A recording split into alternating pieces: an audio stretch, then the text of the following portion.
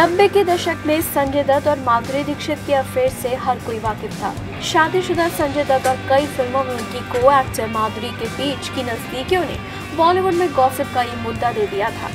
लेकिन वक्त के साथ ये नजदीकी भी खत्म हो गई और ये रिश्ता भी। लेकिन सालों बाद इस रिश्ते को लेकर एक बार फिर से चर्चा शुरू हो गई और जब माधुरी के साथ संजय की चर्चा फिर से होने लगी तो इस पर संजय दत्त आग बबूला हो उठे।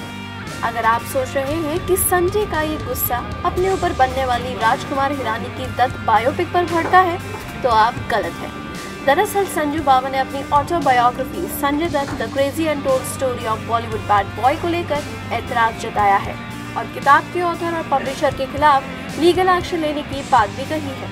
संजय दत्त की बायोग्राफी के तौर पर बाजार में बेची जा रही यासिर उस्मान की किताब Sanjay Dutt the crazy untold love story of Bollywood bad boy में संजय दत्त की लाइफ को लेकर कई खुलासे किए गए हैं। किताब में संजय और माधुरी के अफेयर पर भी खुलकर लिखा गया है। राइटर यास्मीन उस्मान ने लिखा है कि संजय दत्त के अफेयर की खबर जब उनकी पत्नी ऋचा को लगी तो उन्होंने अपनी शादी बचाने की पूरी कोशिश की, लेकिन वो जीत नहीं पाई। और अब वहीं संजय दत्त ने इस किताब में लिखे कंटेंट को लेकर ऑब्जेक्शन जताया है। उन्होंने ट्विटर पर लिखा है कि उनकी ऑफिशियल बायोग्राफी जल्द ही सामने आएगी जो कि फैक्ट और सच्चाई पर बेस्ड होगी।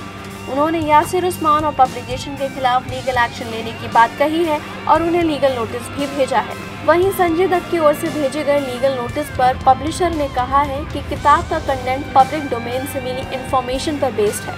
किताब में जो बातें लिखी गई हैं वो संजय दत्त की पुराने इंटरव्यू 1990 के दशक के मैगजीन में छिपी गॉसिप और टैबलॉइड से लिए गए हैं।